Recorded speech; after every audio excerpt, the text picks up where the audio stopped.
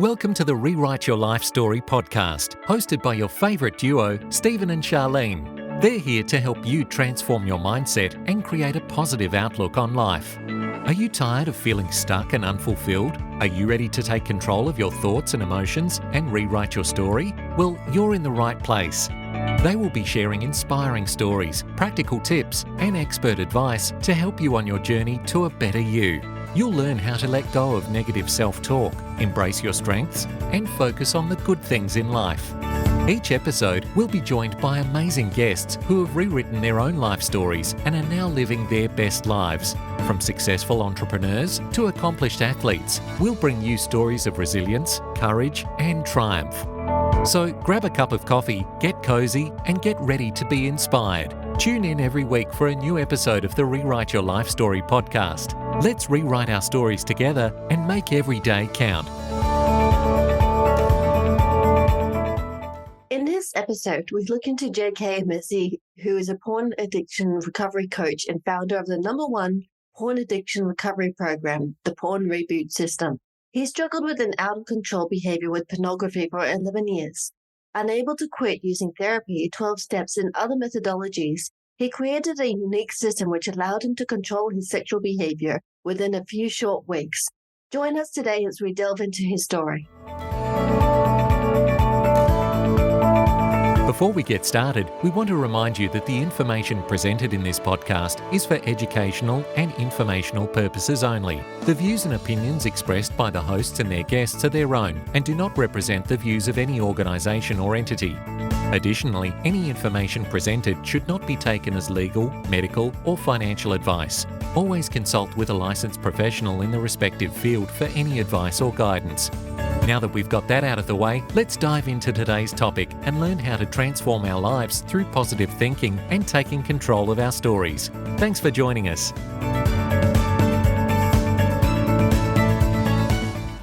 Before we begin, we want to give you a heads up.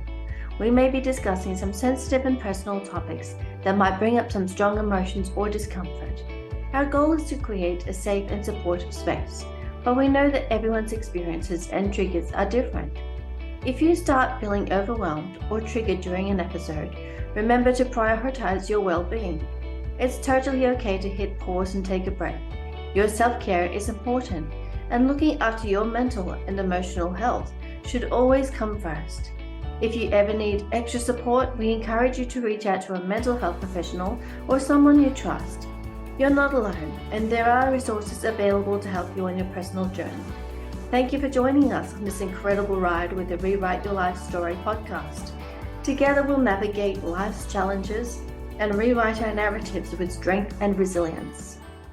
Hey everyone, it's Stephen and Charlene, and welcome to another episode of Rewrite Your Life Story. Today we are totally excited. We have J.K Emezi from Kansas in the USA. Now, J.K has an amazing story and is the founder of Elevated Recovery. But before we go into Elevated Recovery and what that means, J.K, tell us a little bit about you and your story and how you rewrote that story. Fantastic. Well, first of all, I'm absolutely honored to be here, and thank you for making time for this. This is the first time somebody has actually asked me to define my story broadly, so I actually really appreciate that.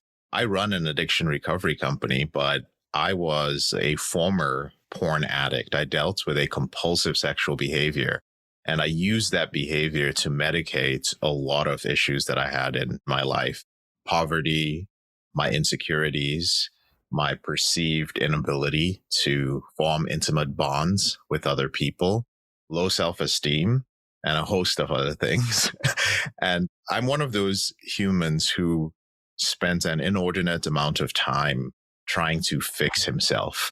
So I did it all, from the spiritual aspects to working through various modalities of therapy, to getting training myself, to getting to a point that once I reached a certain level of healing and I look back, I realized that my entire life up to that point had been a healing journey. That's what I woke up doing. I woke up waking up in the morning, making sure I wasn't going to slip or relapse. I went through my day trying to be mindful of my thoughts and feelings. And I was always aware of the different voices that I had going on. And for me, it became normalized. That was how I lived my life. And years later, people started commenting on my life and saying, well, why don't you help me with this and help me with that? And you present yourself in this way. And all those things were strange to me because that's just how I lived.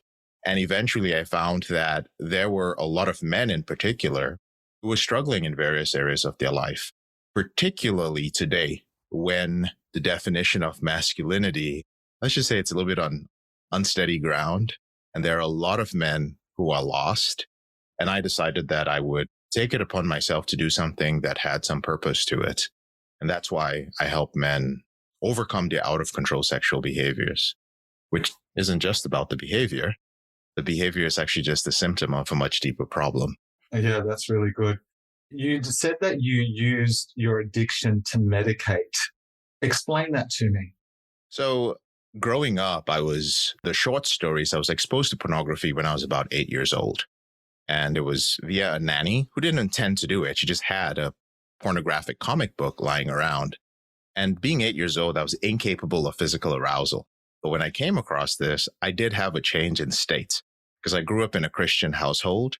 And I already knew at 8 years old that this was naughty. This was bad. I was going to get in trouble. But I also knew it was sex, but I was seeing it in such an exaggerated, illustrated way. So there was adrenaline, there was the taboo feeling. And what happened after that was every time as a child, prior to puberty, that I would feel rejection, shame. Mom said, you can't have candy today.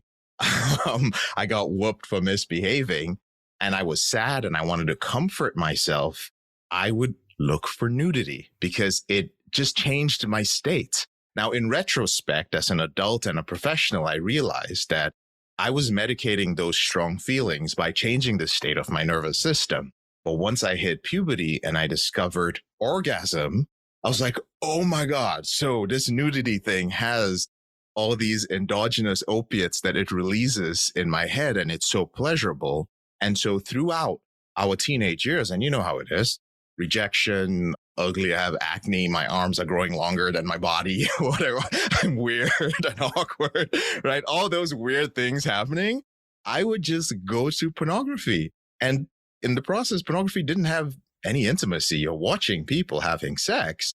So unknowingly, that became my definition of intimacy. Like, this is what intimacy is. So stress, loneliness, and a lack of intimacy, a strong emotion. And as I got older, unresolved issues because I didn't have the right coping strategies.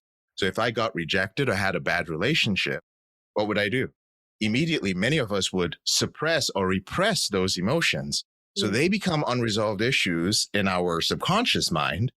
And whatever our main coping strategy is, in this case, pornography, became the coping mechanism. So that's what medicating, or you could say anesthetizing, numbing yourself from the full impact of being present to what you're experiencing.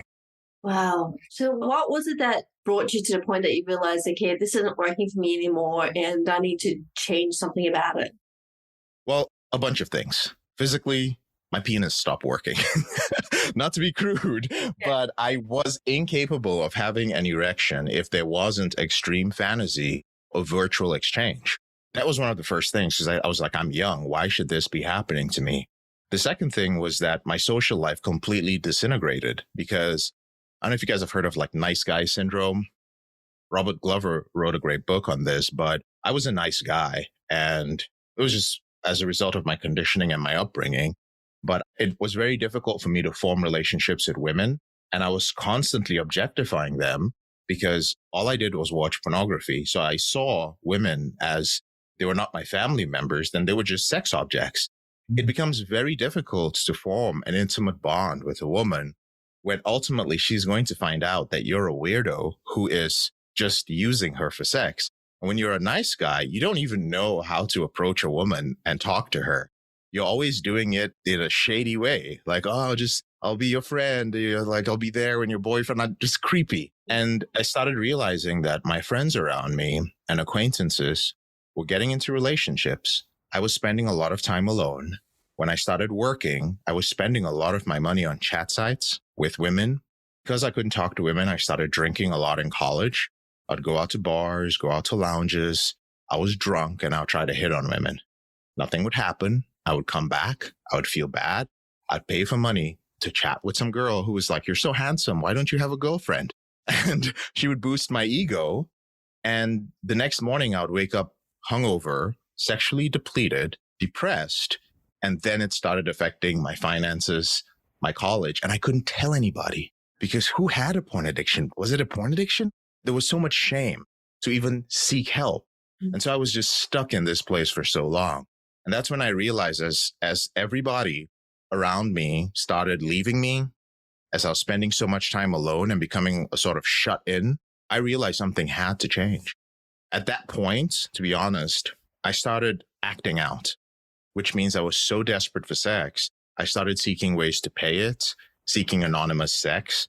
While I never engaged in it, I did have some encounters where, in one particular case, I'll share briefly, I had come back from a bar and I'd been drinking and I watched pornography, chatted with somebody and used my credit card till the site said it had like a gambling stop or something that was like, "Hey, you've spent way too much money on the card. We're going to stop you now." I was like, okay, fine. So I went on a site and chatting with somebody and they said, "Hey, I'm 19 years old and I was in my early 20s at this point and I'm babysitting in this part of town. So come out and meet me. I'm down to have sex. Send me a picture." So I sent a picture and I got in my car tipsy and I drove out to a messed up part of town to meet this girl who was babysitting. Well, long story short, it wasn't a girl. She wasn't babysitting. It was a group of people, group of guys. And I don't know what they were going to do to me. The only thing that saved me was I remember it viscerally. This was back in the day of Blackberries. I had a Blackberry. And I remember this sitting there texting and saying like, "Hey, why don't you come out?" And my car is an automatic, so it was on drive. And she's like, "Just park your car and come out. Why are you acting weird? Why are you out there?" And I was freaking out. And all my conditioning was just like, "Oh my God, what are you doing? What are you doing?" But I was so excited about the prospect of sex. The side mirror, driver's side glass broke. I just remember something coming in. I couldn't tell whether it was a stick or a bat. I freaked out. I put my foot on the accelerator. I drove through the backyard. I remember hitting a trampoline, like a kid's pool, drove out from the other side. And guys, I remember driving back home, just shaking and clutching the steering wheel. And I kept saying, "JK, you weren't raised like this. You weren't raised like this. You weren't raised like this." And I was in shock all the way home. That was the day, the exact day and time that I decided I was done with this behavior. Wow, that's powerful. JK, when you decided that you were done with the behavior, what was the next step you took? Where did you seek help? There was a lot of shame, as I mentioned earlier. So I went to trusty. Well, there was Google, but I think I was using Yahoo back in the days. Yahoo. So I would search on Yahoo and MSN and all that stuff, seeking help. And there wasn't much help.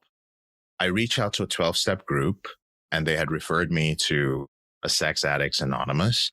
But the big problem at that point was that I didn't think I had a problem with sex. See, I still identified as a normal guy because I'd been raised up in a healthy household. I didn't identify as an addict.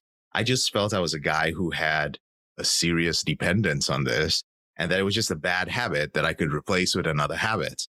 So I kept falling for all those things. A pop-up would come up and be like, "Hey, let me teach you how to change your bad habits." And I would sign up for it. Back in those days, there were a lot of pickup artists. It was the heyday before the Me Too movement.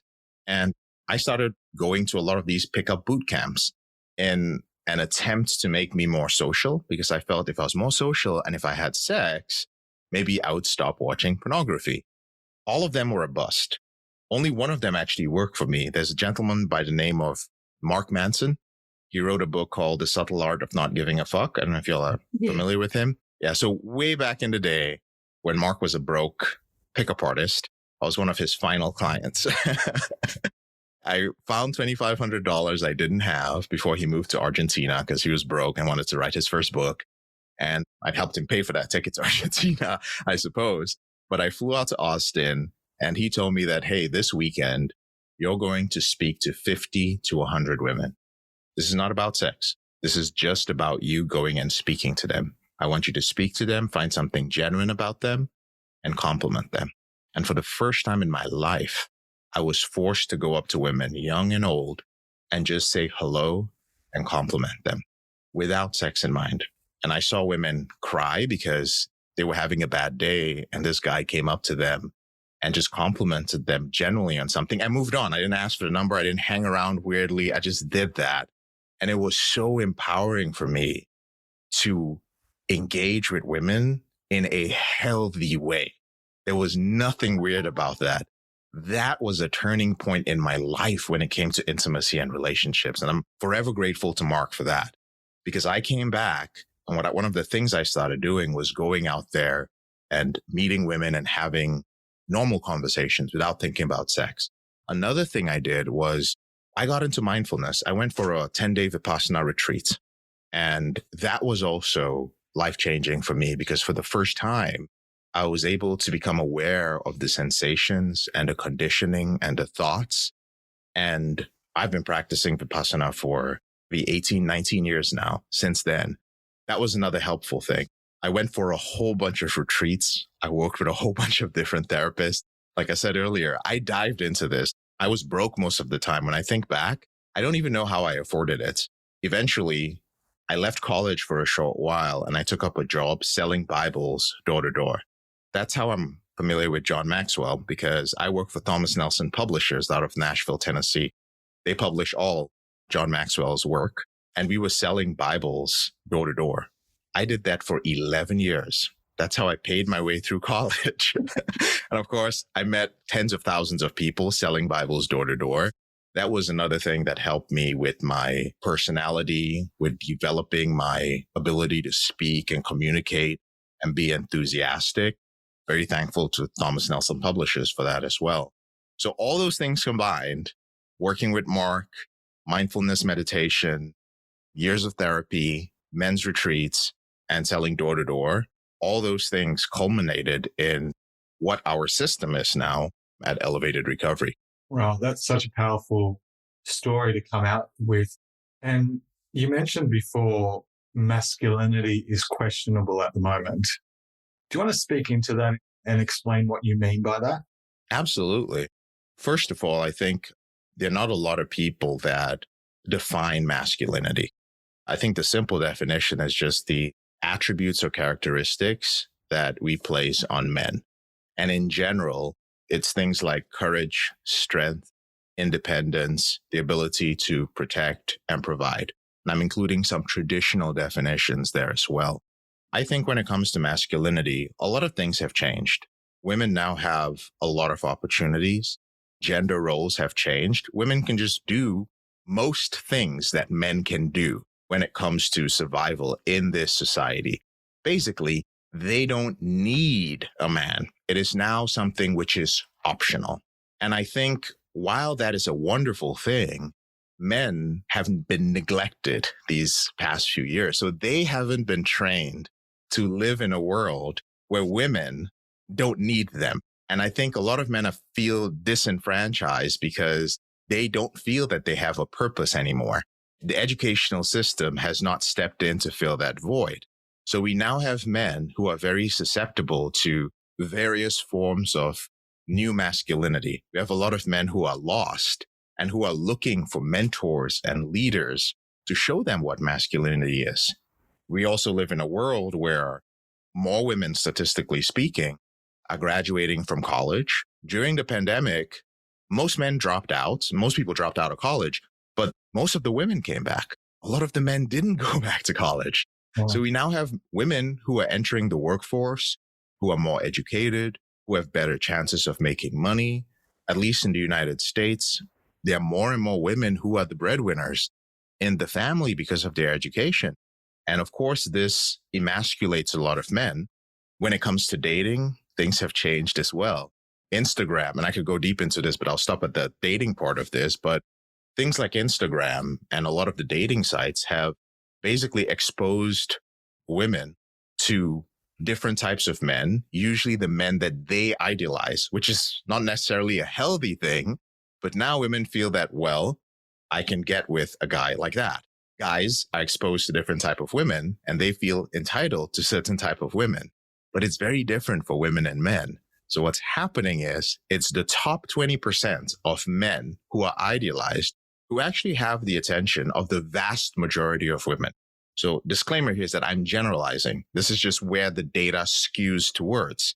So we have a lot of men. I've been doing this for going on 12 years, coaching men through the out of control sexual behaviors.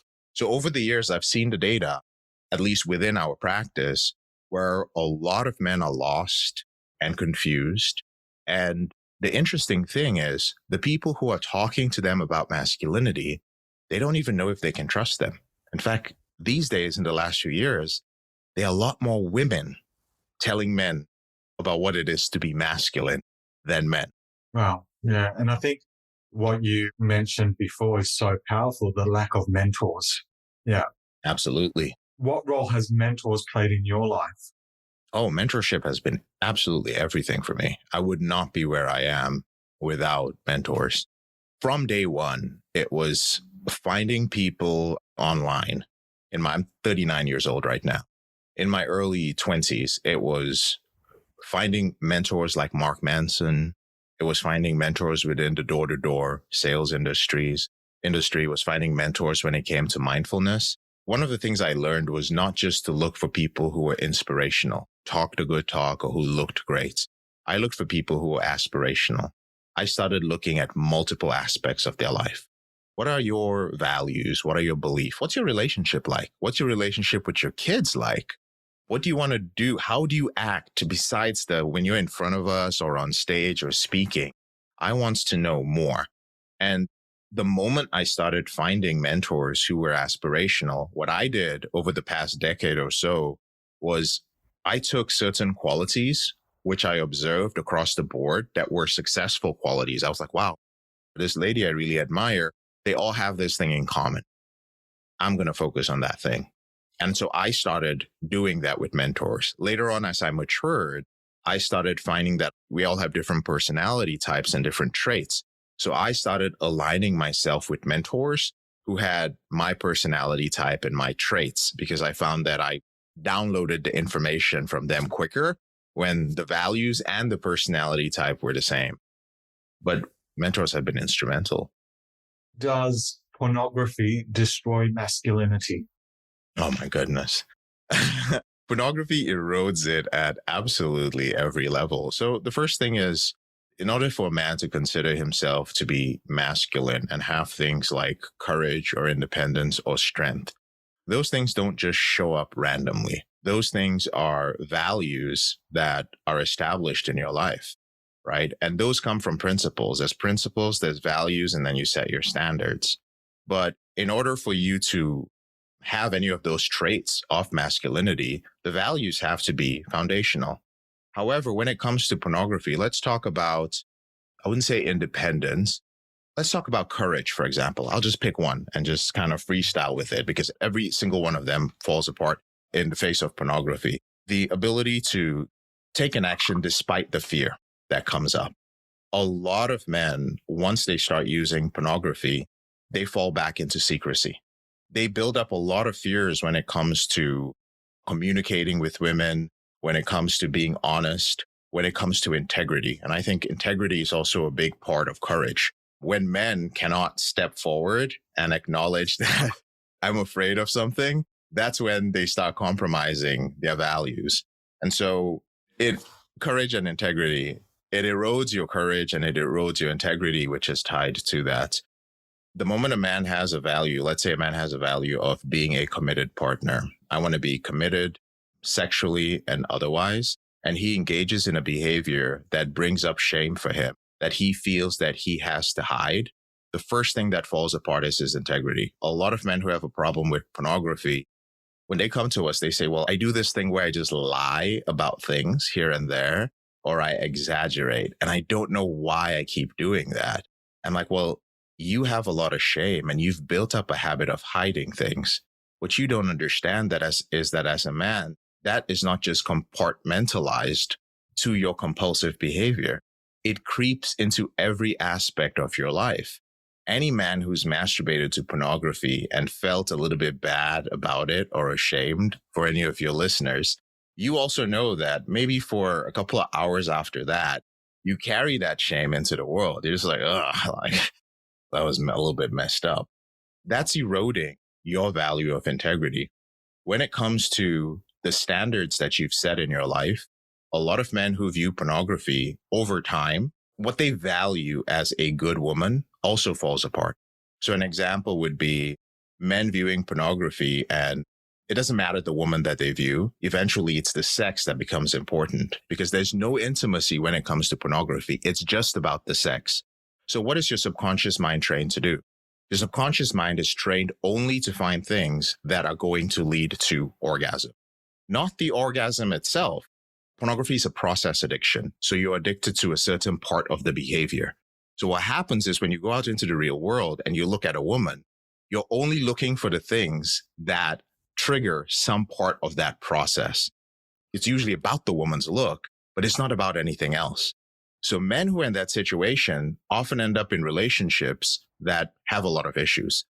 So you'd see their family members asking like, why would you date her?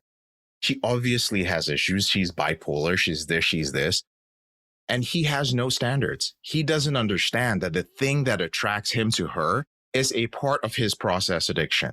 So his relationships fall apart as well. The same thing happens when it comes to independence. If you are dependent on a substance or an out of control behavior in order to change your emotional states, there is no way as a man that you can stand independently. You can fake it for a short period of time, but eventually, in order to change your state, you do not have the ability to be vulnerable. You can't sit down and say, I feel anxious, I feel lonely, I feel afraid, and sit with that and process it or reframe it or do something with it. You don't, because you're immediately going to run away from it and find something to be dependent on. So we also have a lot of men who are addicted to pornography who end up in codependent relationships, or you see a lot of situations with learned helplessness. The crazy thing about pornography addiction is that, and I'm speaking more to your audience right now, the crazy thing about pornography addiction is that we mask it so well. It's people listening to this is often the partners of the addict who go like, oh my God.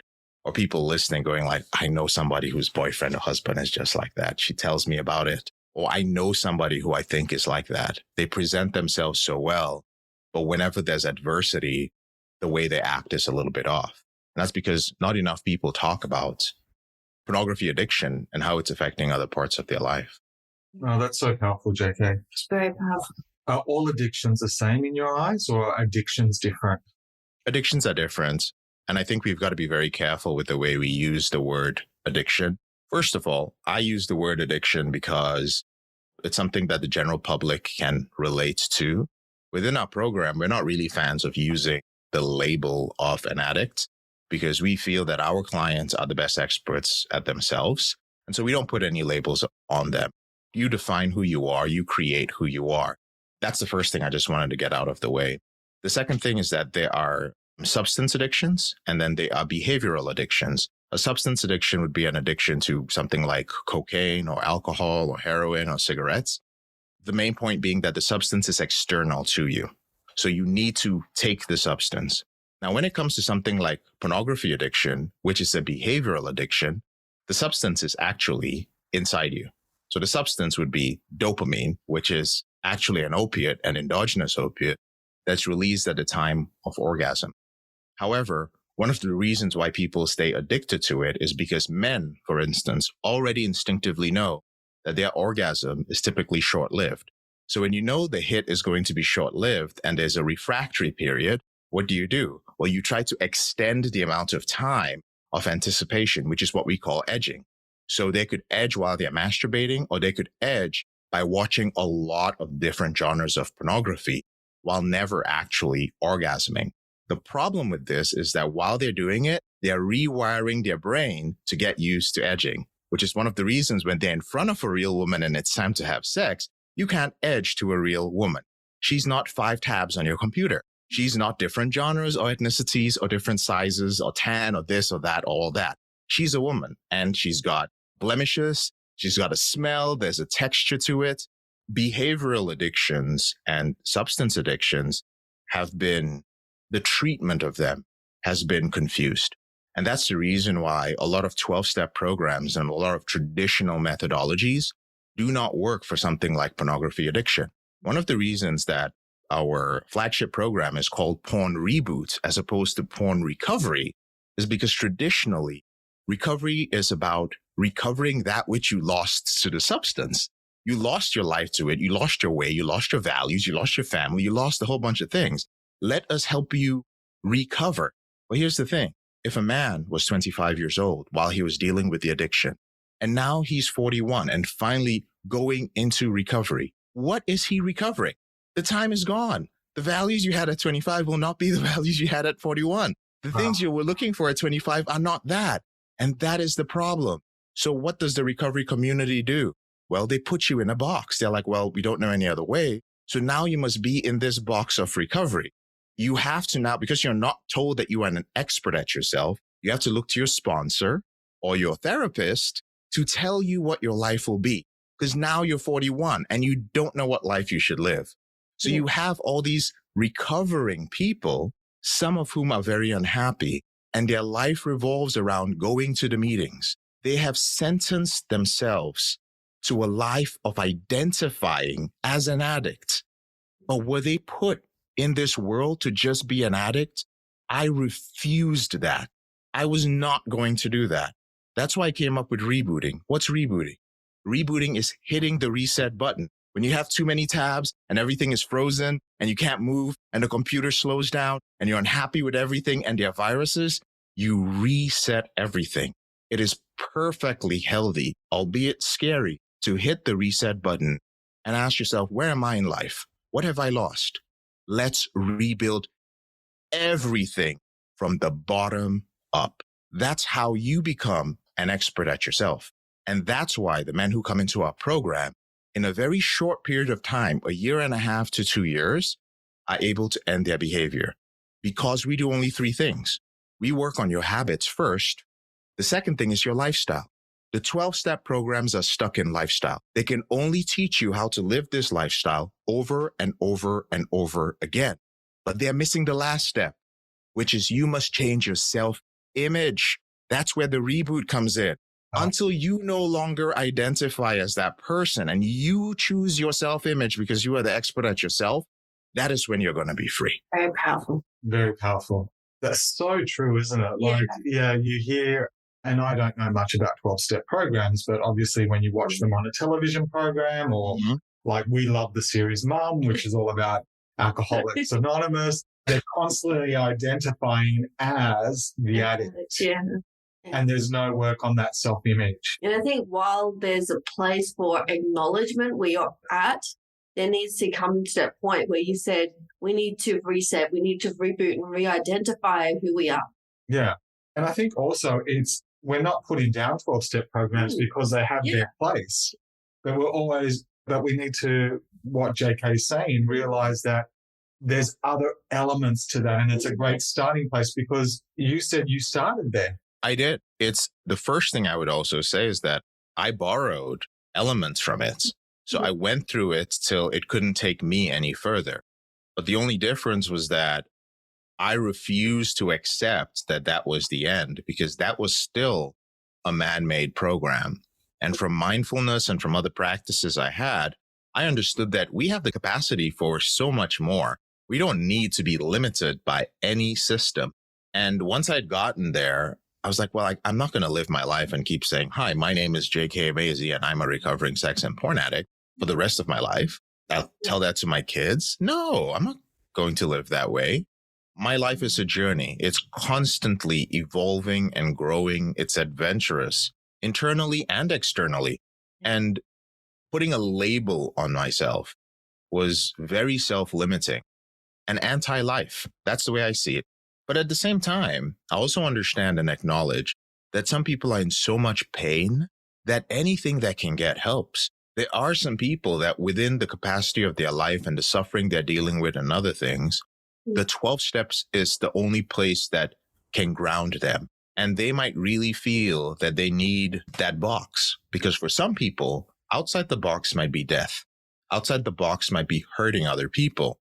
And I acknowledge those people's where they are at that stage. But I never stop planting the seed that there's more. Maybe it'll take them a couple of years, maybe their entire lifetime to slowly step out of the box. but the possibility is always there. And I think we need more people spreading the message that that's possible without vilifying the 12 steps and the other programs that get people out of the depths of their despair. Powerful. JK, you mentioned before that most people who will listen to this podcast will not be the addict themselves, but either a family member or a friend or an associate. What advice would you give to that family member or associate or friend? Would you advise them to approach the person? What would you say to that person? That's such a good question. And I'm glad that you you actually picked up on that. The first thing I would say is it depends on how close you are. Often the people who are able to identify that part of somebody close to them are usually the spouse, girlfriend, or wife in most cases. The first thing I want you to know is that it's not your fault. You're not worthless. You're not damaged. You're not unattractive. Chances are your partner had this behavior in their life prior to meeting you. When you first find out that somebody close to you or somebody you're intimate with is using this to medicate, and let's say you'll have a sexual connection, then there's this natural feeling that they don't want you or that you are not enough. But I want you to know that you are enough. It is not you. You must protect yourself to the point of if you cannot wrap your head around that, around what I'm saying, if you can hear it and you're like, I get it logically and it feels good, but I'm still in the grip of it, it's even advisable to take a break just so that you can go within yourself and have the experience from your friends, family members, close people, mentors, to just remember that actually I am enough. I've just been so close to this person and I care for them so much that I want to help them, but I'm being burned each time I help them. That's the most important thing to know. The second thing is you cannot control this person and you cannot force them to take action. This is important. You can only influence them. And because this is a behavior that has a lot of shame and a lot of secrets, for the first time ever in your relationship with this person, once you bring it up, you might start hearing about secrets you never heard. Is my entire marriage, is my entire relationship with you a lie? It may feel like that, but understand that this person you care for has compartmentalized this part of their life.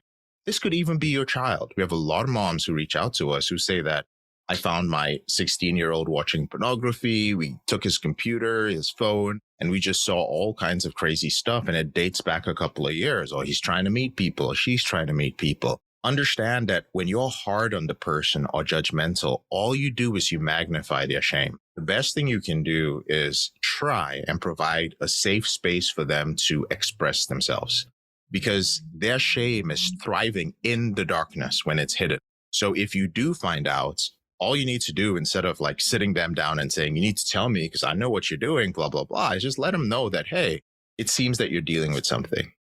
It seems that it may be sexual in nature. And that's your life. It is my place to pry because we're in a relationship wherever you might be. But I want you to know that whatever it is that you come to me with, I'm going to try my best to not be judgmental and to provide a safe space for you to express that. Yeah. And if I'm hurt and I need space, I will let you know. But I want to let you know I'm not going to blow up. I'm not going to go crazy. I'm not going to judge you, because I know the reason you're hiding it is not because you don't love me, is because you feel that if I knew who you truly were, I wouldn't love you. And I want you to know that that's not the case. I want to know you. But on your part, when you share something like this, you yourself must be ready to take the full impact, because this will be a growing experience for you. You may think you're going to be a facilitator. Oh, I'm going to talk to them and help them or coach them.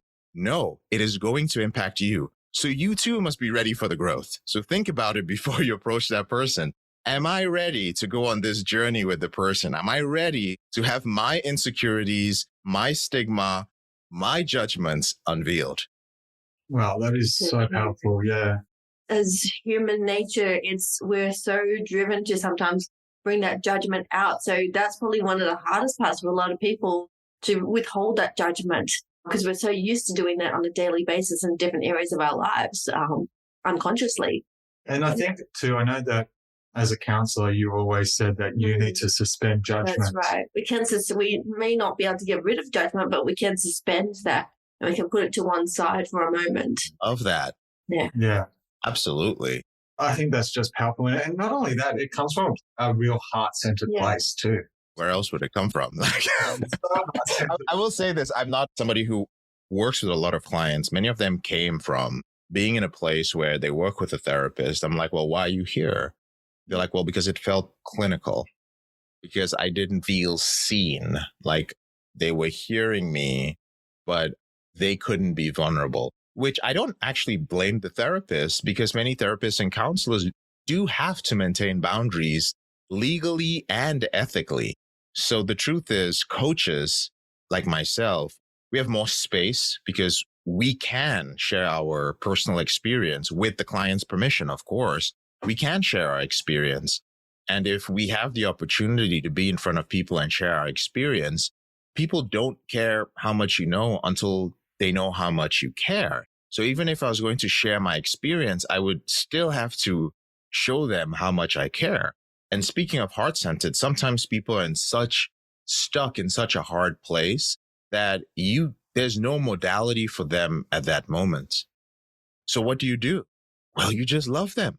That's all you can do sometimes. You just have to you have to just love that person, because there's nothing else that can be done. And I don't think anybody should be stepping in. I often call out other coaches that if you're not willing to do that, but you want to help people get out of their addictive behaviors, you're not ready yet, unless you're willing to open up as a human and love. I love the fact that you brought up, you noticed the heart-centered part, because that's what it's all about. Our internal value for all our team members is everything is done with compassion first. Yeah. Powerful. So one of the things that we usually like to ask is, what advice would you give to someone who wants to rewrite their own life story in this area? Absolutely. I love that question. Realizing that at the end of the day, whether you're working with mentors, whether you're listening to someone inspirational or aspirational, you know yourself best. Like you really do. Sometimes we are so focused externally on finding a TikTok or finding a renowned experts that's being interviewed on some gigantic podcast and going like, wow, that's so deep. What can I take from that? That person is no different from you. That person is there on that stage because of the depth, usually, at which they went internally. And if you can have this belief or build up this belief that no matter how broken I am, no matter how lost I am, and for the listeners, whoever is listening, I don't care if you wake up in the morning and in the morning you're numb and every moment of your day is absolute emotional pain. That is your reality and that's fine, but you are still the best expert at yourself. So when you look to the help of others, sometimes you do need a helping hand to move from that place. Once you get to a place of stability, start working on yourself. We don't let our clients stay with us forever, like 12 steps. You have to leave after 2 years. Oh, but J.K, I have the money. I just want to stay here because I like the brotherhood. I'm like, get the F out. Like, you don't need to be in my program.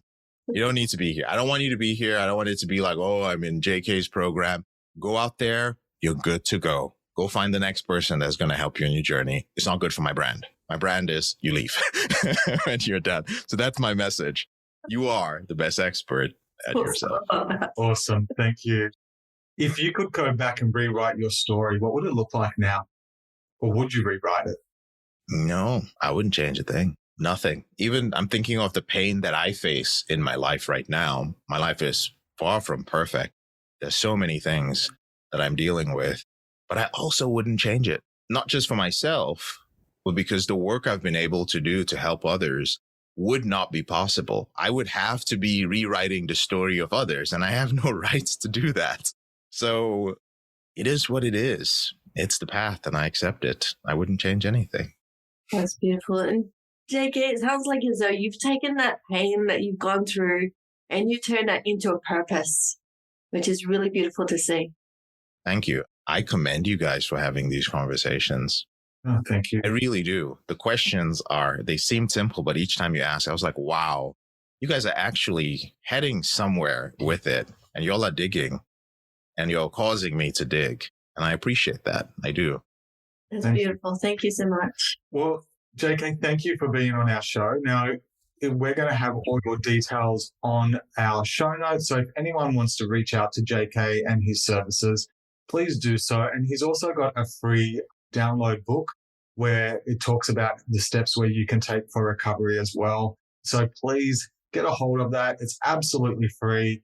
And he's offering that today for all our listeners as well. And that website will be on our show notes. So make sure you click below. And also rate JK, follow him on social medias. Like, this guy is a wealth of knowledge and he's someone you want to follow. So JK, thank you so much again. Honored that y'all will have me on your podcast. I appreciate it. Now that we've interviewed our guest, join Charlene and I as we recap today's episode. Wow. How awesome was that? Do you know what I loved about JK's approach is his authenticity, not only to share his story, to share his knowledge, but also his heart-centeredness in helping others. It's just got such a rawness and that real space of pure love for people that he's serving, doesn't it? Yeah, and I guess one of the few things that key takeaways that I learned, one, he used the term medicate a lot of things. That's right. So he used the term that addiction is to medicate. How we use addictions, whether it's an external or an internal addiction or behavioral addiction, like he referred to it, is actually to medicate different situations in our lives, whether that's insecurities or other things. I thought that was really powerful because you actually, I guess, are dumbing or nulling a pain. Absolutely. Like, you're just numbing it down and not addressing the issue, but just trying to avoid it using different techniques or behaviors. So it's really about becoming comfortable in the discomfort. And I think he used the term, like he used how in his practice of vipassana and mindfulness, that his ability to get in touch with his emotions and becoming comfortable with the discomfort, which we've spoken about in other episodes. Absolutely. I love the fact that he mentioned that a lot of our behavior is not just behavior, but it's a symptom of something much deeper. Yeah, that was really powerful. Yeah. And shame, how shame is a really debilitating emotion. Absolutely. And it often stops people from actually seeking help because of that. Yeah. So I've really enjoyed this interview. It was so engaging. Absolutely. Thank you for listening to our podcast today. We hope you found it informative and inspiring. If you enjoyed this episode, please like and share it with your friends and family. Also, make sure to visit our website at www.rewriteyourlifestory.com.au to learn more about our mission, products and services. And remember, you have the power to rewrite your own life story. So go out there, face your challenges head on and create the life you've always wanted. We'll see you in the next episode.